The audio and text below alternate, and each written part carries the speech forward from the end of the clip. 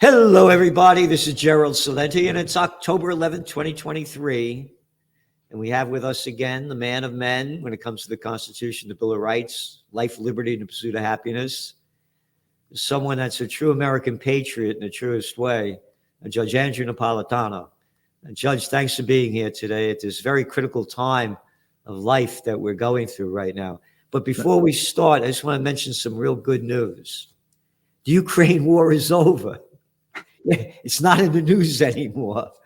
We got what's going on in Israel and Gaza. Right. Israel has moved to the head of the line, figuratively and literally. Yeah. Figuratively, and I know you want to talk about some other stuff first, but figuratively, because the press is not covering Ukraine, literally because the American government will now be devoted to aiding one of its other vassal states, Israel, before it deals with Ukraine. And of course, the Russian military will take advantage of this.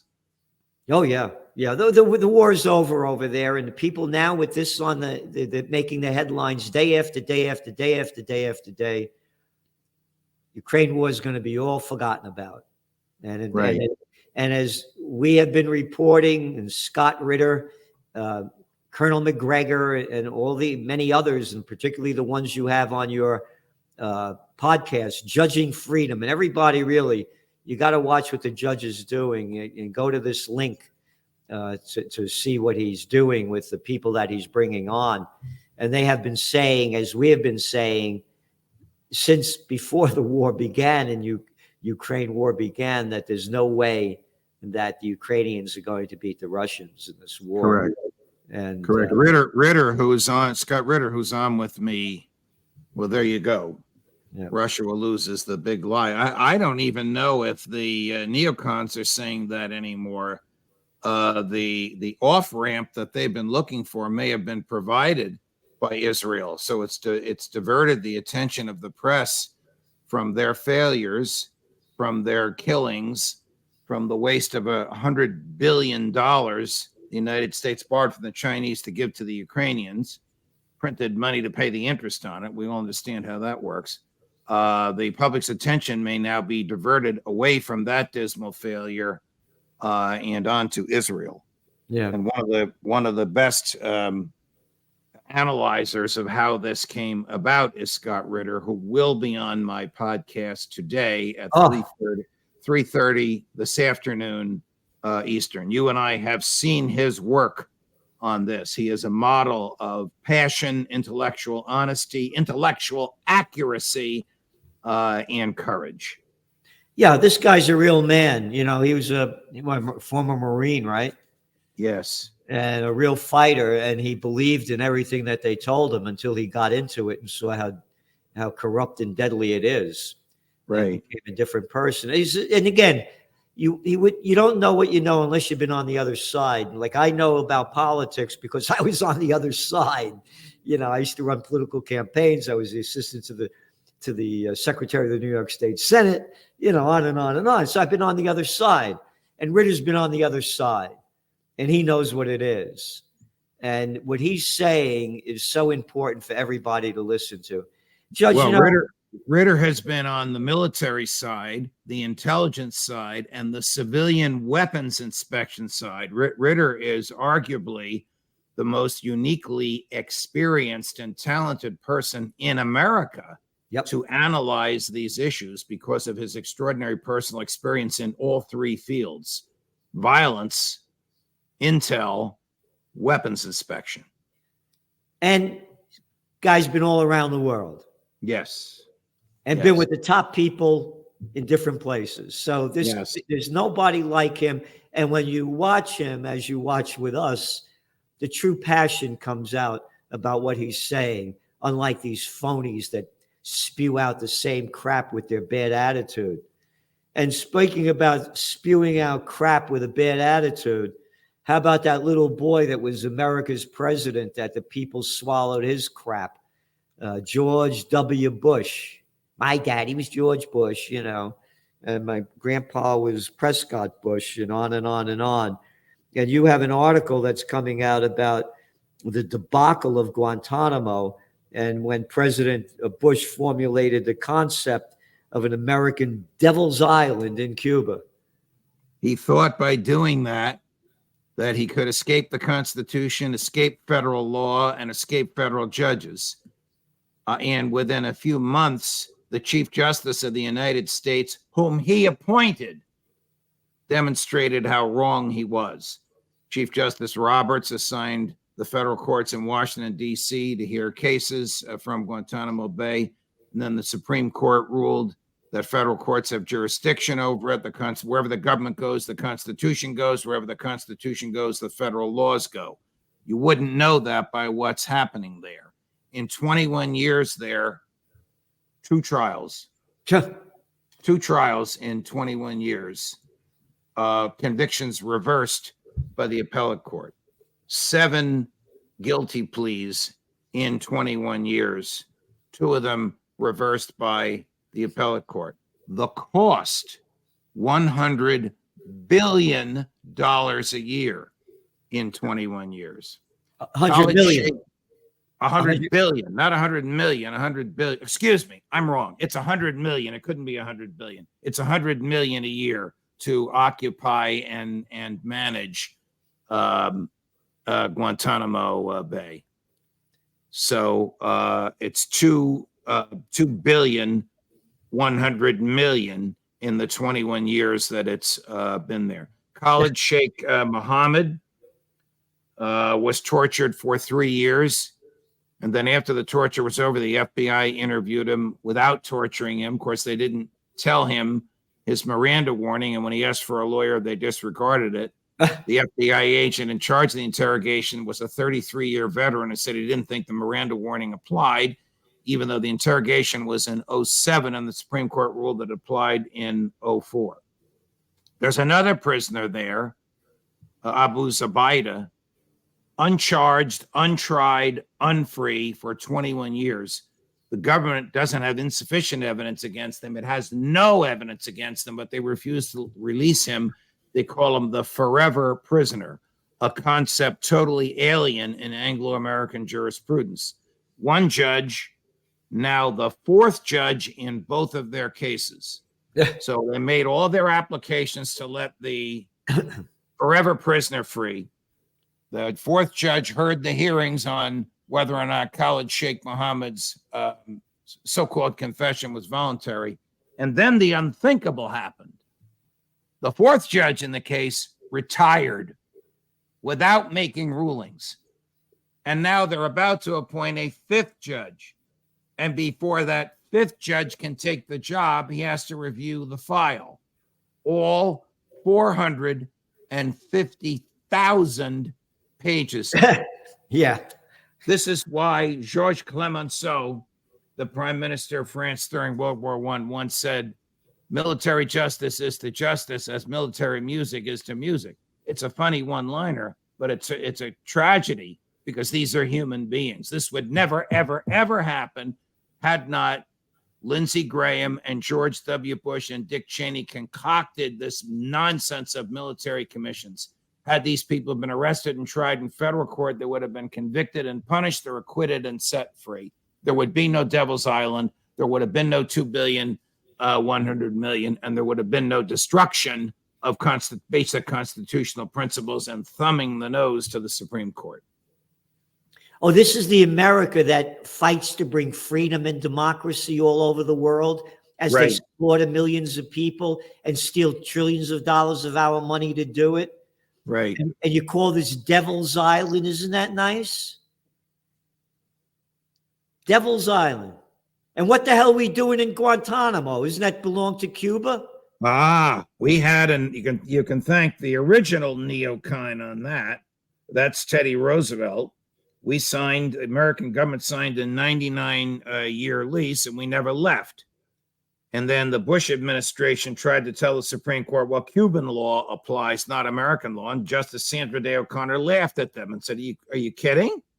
We've been there for 110 years. You've taken it over as if it's yours. You stole the property. The Constitution applies wherever the government goes, and the laws follow the Constitution.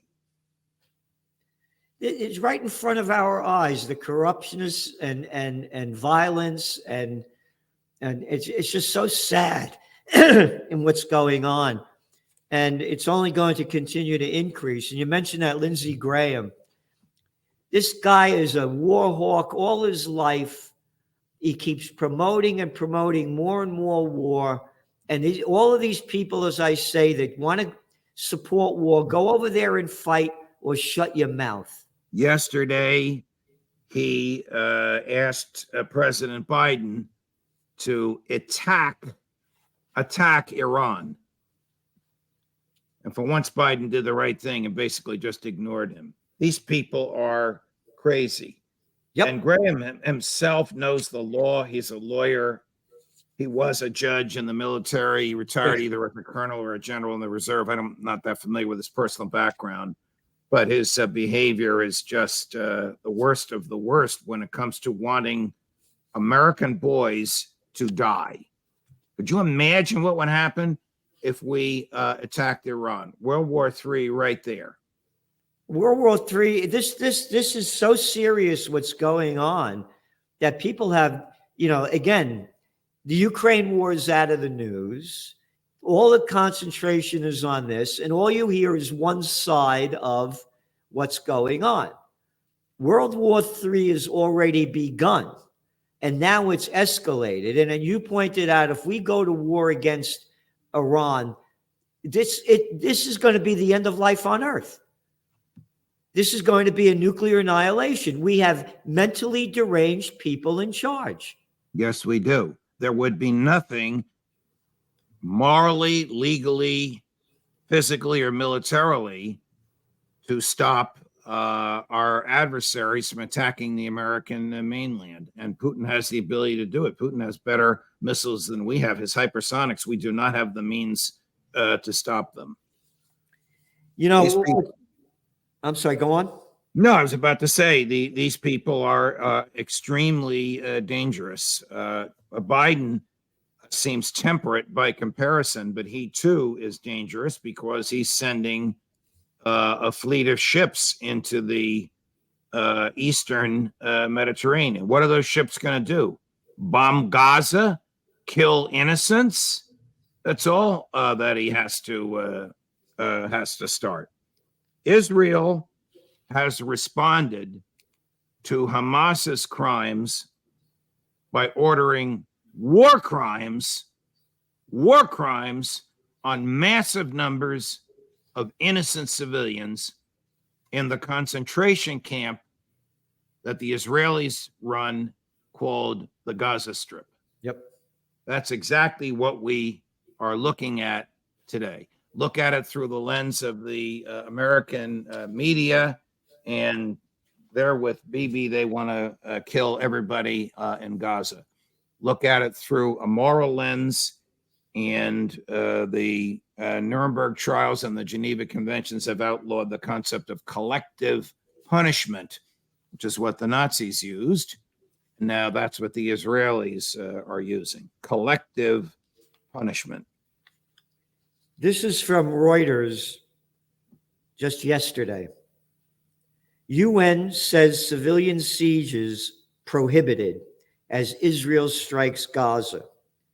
The United Nations Humanitarian Office said on Tuesday, October 10th, that nearly 200,000 people, or nearly a tenth of the population, have fled their homes in Gaza since the start of hostilities, and they are poised for shortages of water and electricity due to the blockade.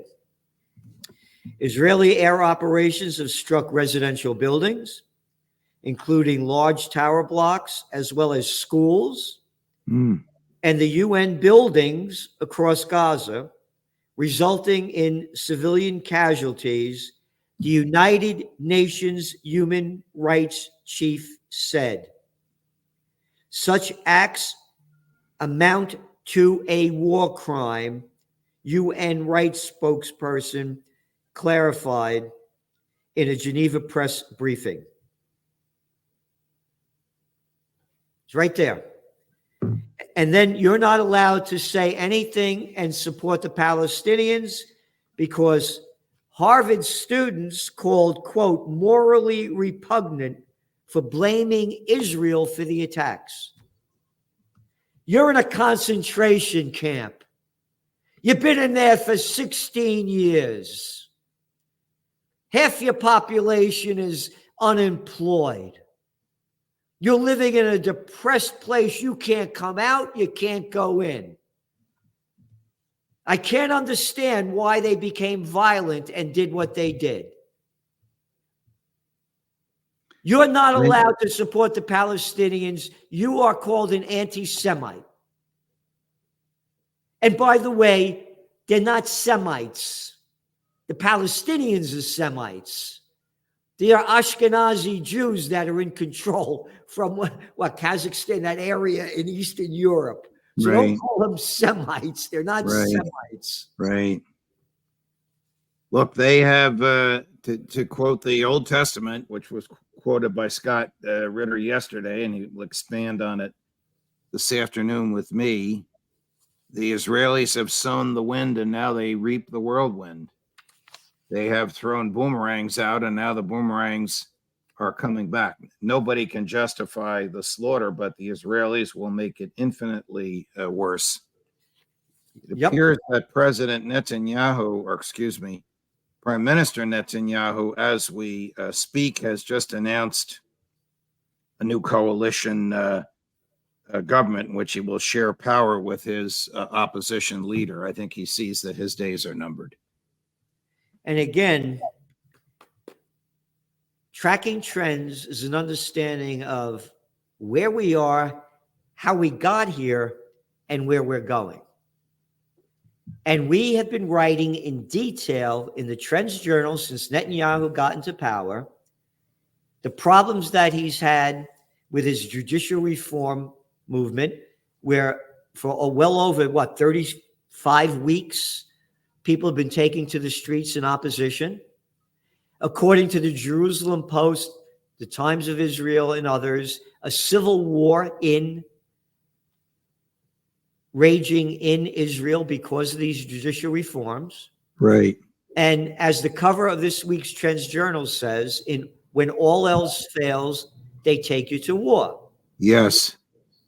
And that's exactly what has happened. Because they've been, week after week, we have been detailing the horrific acts that the Israelis have been doing to the Palestinians with this, what the mainstream media calls the extreme far-right Netanyahu government. Week after week after week, what they've been doing to the people in Gaza. And spitting on Christians, they say is okay, according to their part of the government. So this thing was blowing up and was ready to explode. And now it has.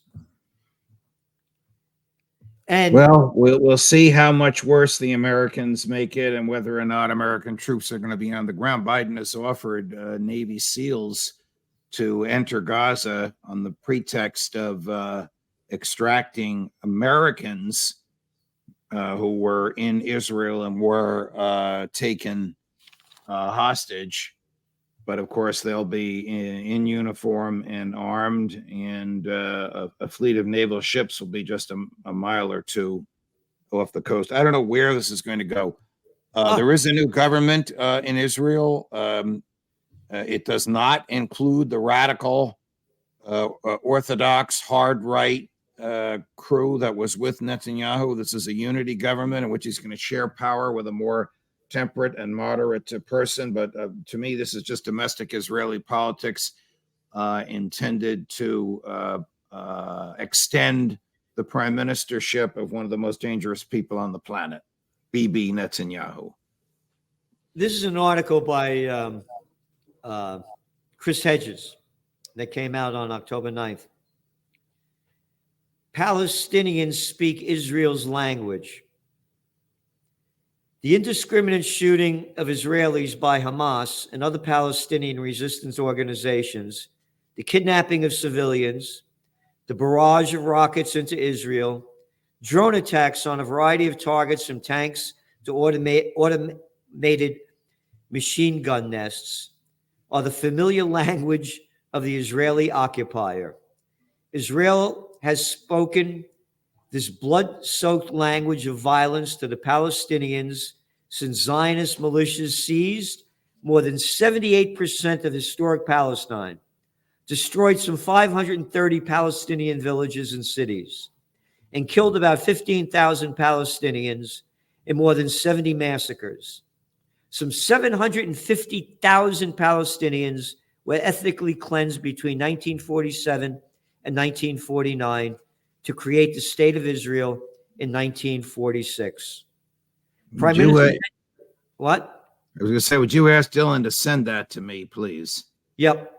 Yeah. And I'm going to And have then he goes on to say, Prime Minister Netanyahu warned Palestinians in Gaza on Sunday, quote, to leave now because Israel is going to, quote, turn all Hamas hiding places into rubble. But where are the Palestinians in Gaza supposed to go? There is no exit by air or sea, which are controlled by Israel. Right. So this is terrible, and we need peace. Yeah. And this is and the people better unite for peace because we're going to die in war if we don't. But hey, Judge, on a more important note, isn't it great about Taylor Swift and a new boyfriend? That's what dominates the thoughts of unserious Americans, which are most of our fellow Americans. Yep. Judge, thanks for being on. And you're welcome, my man. I love our work together, no matter what we're talking about. I'll see you soon. Okay, bye-bye. Bye.